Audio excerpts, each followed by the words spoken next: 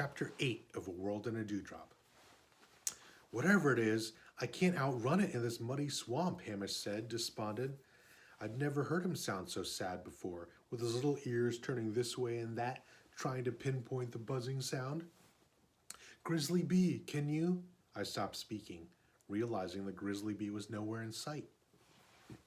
Where's he gone? Hamish whispered. Don't worry, it's our secret plan. If anything happens to us, Grizzly Bee is going to separate from us, then come back and save us. I liked the sound of that plan because the buzzing noise had grown as loud as an airplane. Just then a bat swooped down on us, shrieking. It tried to bite at Hamish, but he kicked his hind legs at it. Hold on, Hamish cried. Swanee and I held on tightly as Hamish tried his hardest to run through the muddy swamp. In the distance, we heard Grizzly Bee grunting as he fought some large creature. We heard punching and kicking, and then silence. The silence was even scarier than the fighting noises. Hamish's hooves got stuck in the mud, and we heard a slithering noise approaching us. We looked around, but the mist was too thick. We didn't see anything. We couldn't see who was coming. Then slowly, out of the mist, a dozen dark, shadowy shapes emerged, large lizards flicking their awful red tongues at us.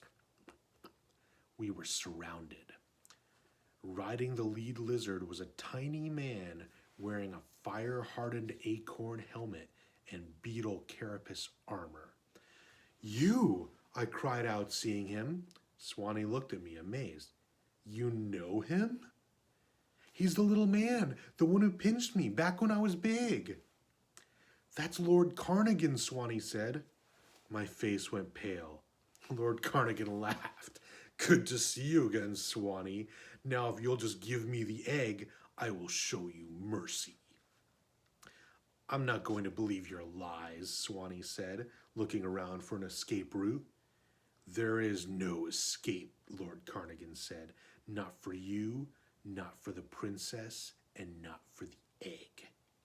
Lord Carnigan snapped his fingers, and one of the lizards shuffled over to us.